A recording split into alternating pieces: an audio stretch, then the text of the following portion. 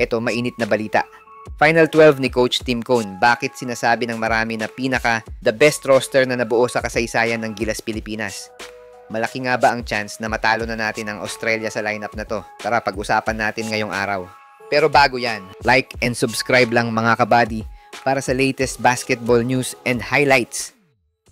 Kung titingnan natin yung kombinasyon ng mga players sa Final 12 ni Coach Tim, wala naman masyadong pagbabago sa lineup. Nadagdagan lang ng dalawang players na sina RJ Abarientos at QMB. Para sa akin, hindi naman OA o dapat ikabigla ng mga fans. Sabi nga nila, kung si Coach Tim ang coach, expect mo na puro Hinebra players ang kasama. Kay Coach Chot nga dati, puro TNT din, di ba? Nabansagan pa nga dati na TNT daw ang national team natin. So, what more kung si CTC ang head coach, di ba? Pero moving forward, maganda naman talaga yung combination ng players ngayon kumpara nung nauna. Marami ang nagsabi na kulang sa guard. Ayan, kinuha ni CTC si RJ to run the triangle. Marami nagsasabi na kulang sa big man dahil wala si Kai. Ayan, kinuha si QMB na mas physical pa maglaro kesa kay Kai Soto. Sa frontline kasi, meron kang Junmar, QMB at Edu. Dito palang panalo ka na. May low post at pang-collapse ng depensa na agad.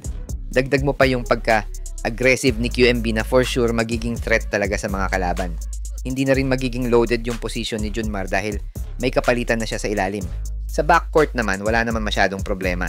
As is lang din yung rotation at kabisado na ng bawat players yung roles nila.